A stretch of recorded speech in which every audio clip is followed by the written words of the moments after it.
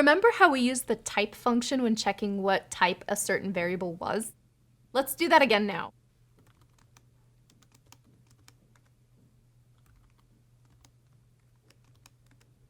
When we use the type function, as we just did here, Python tells us which class the value or variable belongs to.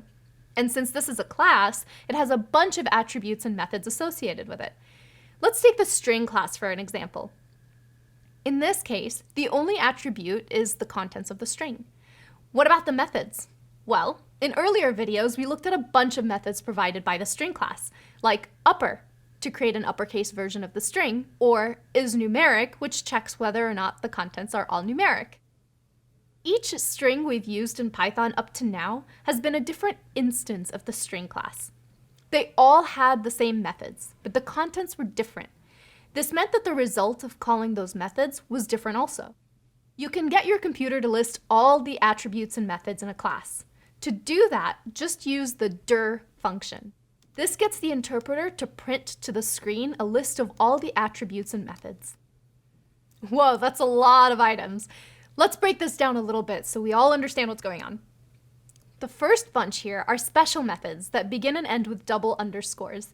These methods aren't usually called by those weird names. Instead, they're called by some of the internal Python functions.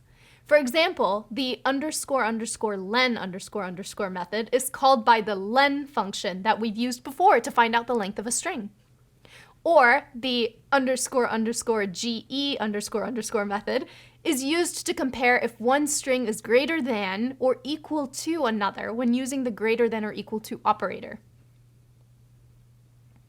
After the special methods, we see a lot of string methods that we've already come across.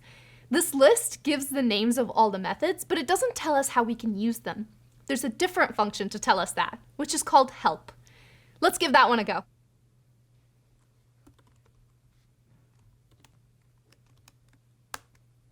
When we use the help function on any variable or value, we're shown all the documentation for the corresponding class.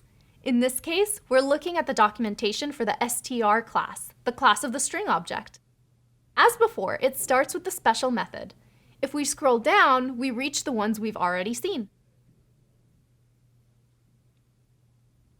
We can see the documentation for a bunch of methods, and it tells us the parameters that method receives and the type of return value. It also includes an explanation of what the method does.